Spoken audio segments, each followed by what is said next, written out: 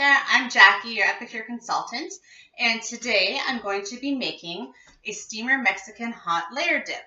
So if you've ever had a time where you need to pull an appetizer together really quickly, company's coming, or even just as a light dinner, this is a great recipe for that and can be found on my website, www.jackiedegagner.epicure.com. So we're going to start with a half a pound raw ground beef in my rectangular steamer. They're silicone steamers, great for cooking quick and healthy. They can also go in the oven if you prefer, up to 425 degrees. So putting mine in the microwave here. My microwave is a little old, so it doesn't always do things as fast. So when the recipe says 3 minutes, mine's probably 4. So we'll cook the ground beef in there in 4, and while we're doing that, we'll prepare our salsa and guacamole to go on the dip. So, got some avocados here. Mine are a little bit overripe, but they should still work for what we need them for. Just put them in. You can see I'm working with our 1 cup prep bowls. So we need 1 cup of guacamole and 1 cup of poco picante salsa. Now, with all of these, if you don't like things too spicy, use less seasoning than it suggests. Otherwise, feel free, or use more if you like more. That's a great thing about being able to customize your recipes. And this collection is all available as well in our Good Mexican Real Fast. You'd be able to get all of these spices, as well as our awesome nacho cheese dip mix, which makes a great hot dip. So I've got my 2 avocados in here. Just going to mash them up a little. They're actually not that bad for being a little overripe, but they'll still taste good. So now I have my guacamole mix, and we are going to add in 3 tablespoons of dip mix. Using my 4-in-1 spoon here, tablespoon on one side, teaspoon, half teaspoon, and a line for quarter. So just need 3 tablespoons. 1, 2, and 3. I love guacamole. Go through a lot of this in our house. You can also use sour cream added to it for a creamy guacamole. That's lovely. It's a nice full bowl. I'm like going to spill on me here. Other thing we're going to do to this guacamole is add a splash of lime. Got my lime. Cut it in half. I'm using my 4-inch ceramic knife. Beautiful knives that go through almost anything. Here's our citrus press, good for lemons or limes. Unlike what you would expect, you actually put the citrus down in the holes and then squeeze. So just putting a squeeze on there. Then get quite a bit out of the fruit with these guys. I'm still just mixing it up a little bit here. Getting a little messy. I don't mind. I'm a messy cook, generally. But I promise, if you invite me into your house to do a cooking class, I'm much cleaner in other people's houses. Okay, so there's our guacamole ready to go for the dip. Guacamole. And now we're just going to make up some salsa. The poco picante. You can also buy a version called pico that is not quite as spicy. So I have another dish here. I have my tomato. I use half as much as it calls for. So in 1 cup of diced tomatoes, it asks for 2 tablespoons. I go 1 tablespoon or less because it is very spicy. The first time I made it to recipe, we ended up turning it into a soup because it was too spicy for even my husband, who loves his spicy food. As you can see, maybe, this ceramic knife is slicing through the tomato, no problem at all. My camera angles aren't the greatest, but I'm without a cameraman today, so it is what it is. I can smell the beef's cooking. And this, you can do them as chunky as you'd like, or you can shred them up if you want them a little thinner, your tomatoes. Lots of options. They do actually, funny I said about the soup, they do make a good soup. I believe there's some recipes that call for them as a soup. That beef is done before I am. That's okay. We'll let it just sit there. Hopefully, it's actually done.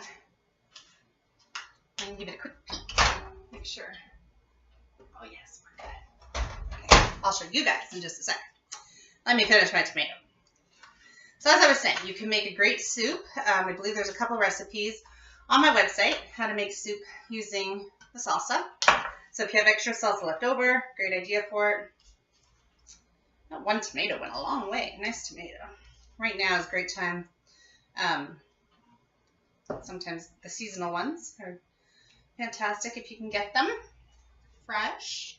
So I'm going to add about a tablespoon myself of the cocoa, just so it's not too spicy. So many other options we could do with this Mexican kit as well. My family's favorite is the fajitas that I can do in about 15 minutes probably. Raw to ready. Which is pretty awesome. Another squeeze of lime. So chicken fajitas in the microwave, about 15 minutes. Big favorite in our house. So again, I've overflowed my bowl. Messy cook. Maybe that's what I'll start calling myself.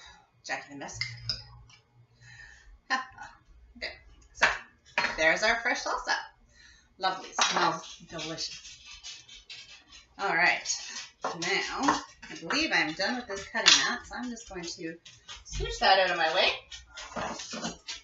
And we're going to see about our beef. So we're done with both of these guys. So that was our salsa, guacamole. Now our beef. We will get it out. And I am totally looking at a recipe, so I apologize, but my memory is not that good. So as you know, the ground beef was in here. Mine was in for 4 minutes. Most microwaves would take 3. It was completely raw. If you look at it now, if you can see that, there's the ground beef. It does have the greases all there. We'll just pour it right out because these are nice and bendable. I don't know if you can see it well. There you go. Fully cooked. I have a strainer here. I'm just going to use over my bowl. Typically, I would use my sink, but or a can, whatever you want to do. Just pour out your grease. It gets rid of a lot of it. So look at that beef. Okay. Now, and I do recommend using the oven mitts when we use that. So I'm going to just actually use my spatula. I have all my silicone tools here. Just to break up the beef a little bit, just to make it a little better for a dip. For when everyone eats it. Yum! Maybe if no one comes home, it's all mine. Could be. You could also totally double this recipe if you had a bigger group to feed, bigger family, or entertaining a lot. There we go. So I've broken up the beef. Now we're just going to add our salsa and guacamole over top. So using our salsa here. I'm going to use my nice saute spoon. Just layer that salsa in right on that beef. Yummy. It's hard to see through my purple dish. So we've got the salsa and the beef. Then we're going to layer the guacamole on top of that. I completely forgot to do something. I'm going to admit it because I make mistakes too. Fajita seasoning was supposed to go on top of the beef when we, before we put the salsa on top. So you know what? Since the flavors just mingle and I can still see a lot of my beef, I'm just going to sprinkle it on now. It says about a tablespoon, but I'm just going to do random. Mix it up. It'll be fine. No one will know the difference on their chips. Don't tell on me. So that's the thing. When you're cooking, you do what you got to do, right? So there's some fajita mix on there. Taco seasoning would also be nice. You could switch it to that one. Right. There. Done. Nobody knows. Okay. And some guacamole on top. Guacamole all the way across the top of our tomatoes. At least I didn't get all the layers on and then realize that's something. Okay. Perfect. These little bowls also come with a silicone lid. Perfect for stacking, and they have the measurements right on the side too, which is lovely. Okay, so now you see we've got the guacamole there. And then we are just going to add in about ½ a cup. It's supposed to be low-fat cheese. Mine's not, just because I didn't have any in the house. Put that in there. The reason they're calling for low-fat, it can be a preference. Also, when you're doing microwave cooking, the low-fat cheeses, is same with cream cheese, will come out less greasy. So something to keep in mind. That's important to you. We're going to return it to the microwave as is, just for 2 minutes, just to let that melt up. And then what we're going to be doing is just topping it with some lettuce and serving it up. And it's that simple. So let's let this cheese melt up good. In the meanwhile, I can show you a couple other things that I have handy. I'm going to show you the rest of my tools. I love our silicone tools. The handles do not get hot.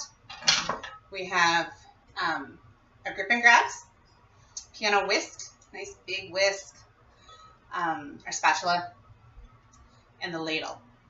All great, and they're gorgeous aubergine color that I can't get enough of. And then, as it sometimes turns out, I'm sitting here waiting for food to cook, but I prefer not to pause. I'd rather just talk to you. So while I'm doing that, another thing I could mention, and what I would probably do after the dip myself, is make some coffee in my French press. Our French press, stainless steel, double insulated. Put your coffee in, put it down. 3 minutes later, pop the plunger down. Best coffee I've personally ever had. With fall coming up, you'll be able to add in flavorings. Right now, I already sprinkle a bit of cinnamon in it, but come fall, I'll be happy to get my pumpkin pie and add that in as well. Yum. All right. You know, that is melty enough for me. That's only a minute and a half. So, if you can see here, we've got it melted.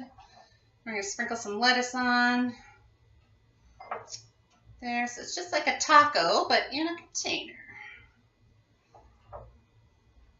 All right, my four prep bowls to the side, and there you go.